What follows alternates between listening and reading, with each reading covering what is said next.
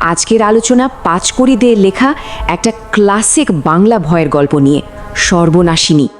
এই গল্পটা আমাদের নিয়ে যায় হিমালয়ের গভীরে এক পরিত্যক্ত কাঠের বাড়িতে, যেখানে পাওয়া গিয়েছিল কিছু রহস্যময় চিঠি।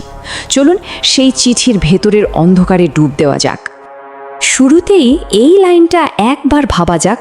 এটা আমাদের বিকৃত মস্তিষ্কের কল্পনা না, কোনো মানুষের আর্তনাদ।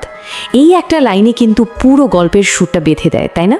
এটা বলে দেয় যে সামনে যা আসছে তা কোনো মনের ভুল নয়, একেবারে হাড় হিম করা সত্যি। তো গল্পের শুরুটা হচ্ছে অন্ধকারের দিকে এক যাত্রা দিয়ে। ভাবুন একবার, দুই বন্ধু হিমালয়ের অসাধারণ সৌন্দর্য দেখতে বেরিয়েছিল, কিন্তু হঠাৎ করেই যেন প্রকৃতি তাদের বিরুদ্ধে চলে গেল। ঘন কুয়াশা, অন্ধকার, ব্যাস পথ হারিয়ে ফেলল ওরা। আর রাত যত বাড়ছে বিপদও তত ঘনিয়ে আসছে। পরিস্থিতি আরও খারাপ হলো যখন ওরা অন্ধকারে গড়াতে গড়াতে একটা খাদে পড়ে গেল। মানে সব আশা প্রায় শেষ। ঠিক সেই সময় ওই হাড় কাঁপানো ঠান্ডা থেকে বাঁচার জন্য ওরা একটা পরিত্যক্ত কাঠের বাড়ি খুঁজে পেল। আপাত দৃষ্টিতে তো মনে হচ্ছে যেন বাঁচার একটা উপায় পাওয়া গেল, তাই না? কিন্তু যেটা আশ্রয় মনে হচ্ছে সেটাই হয়তো একটা নতুন ফাঁদ। কিন্তু ওই বাড়িটা দেখে ওদের যে ভুটিয়া গাইড ছিল থাম্বি সেনা, সে তো ভয় একেবারে জমে গেল। শয়তান কি আওরাত, মানে শয়তানের নারী, এই বলে চিৎকার করে সে আর এক মুহূর্তও দাঁড়ালো না। অন্ধকারে কোথায় যে মিলিয়ে গেল দুই বন্ধুকে একেবারে একা ফেলে। তার এই ভয়টাই কিন্তু একটা বিরাট অশুভ ইঙ্গিত, তাই না? তো ওরা দুজন সাহস করে ভেতরে ঢুকলো। দেখলো দুটো সাদামাটা ঘর, এখানে ওখানে কিছু ফেলে যাওয়া জিনিসপত্র, আর ঘরের এক কোণায় পড়ে আছে একটা ধুলো মাখা বাক্স। আর সেই বাক্সটা খুলতেই পাওয়া গেল একগুচ্ছ বাংলা চিঠি। আর এই চিঠিগুলোই কিন্তু পুরো গল্পের রহস্যের চাবিকাঠি। এখান থেকেই গল্পটা একটা নতুন মোড় নেয়। এখন আমরা ঢুকে পড়ব সেই চিঠিগুলোর জগতে। দুই বন্ধুর অভিযানটা এখানে একটু থেমে গিয়ে ফোকাস চলে যায় চিঠির লেখকের ওপর।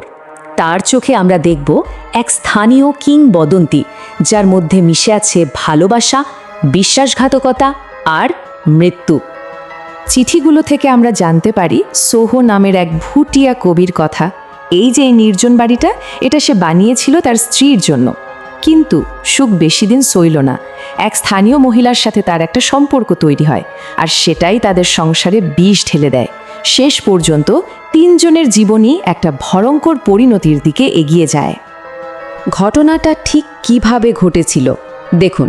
প্রথমে কবি সোহো তার স্ত্রীর জন্য স্বপ্নের এই বাড়িটা তৈরি করে, কিন্তু তারপরই সে এক স্থানীয় মহিলার প্রেমে পড়ে।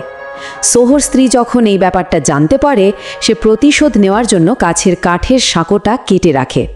প্ল্যান ছিল সোহর প্রেমিকা ওই সাঁকো পার হতে গেলেই খাদে পড়ে যাবে, আর ঠিক তাই হলো। কিন্তু গল্প এখানেই শেষ না।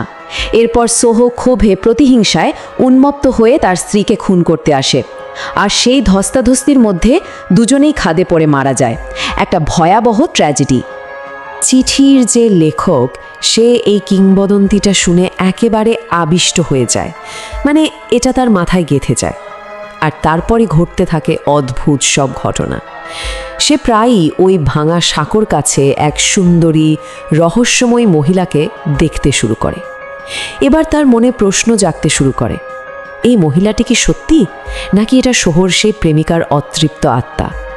বাস্তব আর বিভ্রমের সীমারেখাটা যেন মুছে যেতে থাকে। গল্পের এই পর্যায়ে আমরা লেখকের মানসিক জগতের আরও গভীরে ঢুকব। একদিকে সেই রহস্যময়ী নারী, আর একদিকে তার স্ত্রী। আর লেখকের ঘোর যত বাড়তে থাকে, নিজের স্ত্রীর প্রতি তার ঘৃণাও যেন ততই তীব্র হতে থাকে। কিন্তু কেন? লেখকের চোখে এই দুজন নারী ছিল যেন সাদা আর কালো।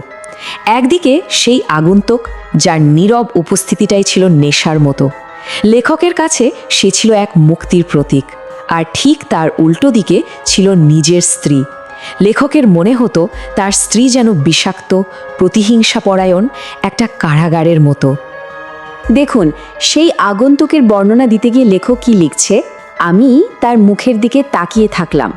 কি মিষ্টি সে হাসি, অথচ বিস্ময়কর। যেন সেই হাসিতে চালাকি, শয়তানি সব একেবারে মিলেমিশে গেছে। ভাবা যায় এই মিষ্টি হাসির মধ্যেই যেন লুকিয়ে আছে এক ভয়ঙ্কর আকর্ষণ। আর এবার দেখুন নিজের স্ত্রীর হাসি নিয়ে সে কি ভাবছে। সেই দূর থেকে আমি তার মুখের হাসিটা দেখতে পেলাম। সেই হাসির ভেতর প্রতিহিংসার আগুন জ্বলছে যেন ধক করে। মানে একই জিনিস হাসি, কিন্তু লেখকের বিকৃত চোখে তার অর্থটা কিভাবে একেবারে পাল্টে যাচ্ছে। এবার আমরা গল্পের একেবারে শেষ পর্বে চলে এসেছি, সর্বনাশিনীর উত্তরাধিকার। চিঠিগুলো আমাদের নিয়ে যাবে গল্পের ক্লাইম্যাক্সের দিকে, আর সেখানে অপেক্ষা করছে একটা ভয়ঙ্কর পরিকল্পনা আর এক হাড় হিম করা পরিণতি।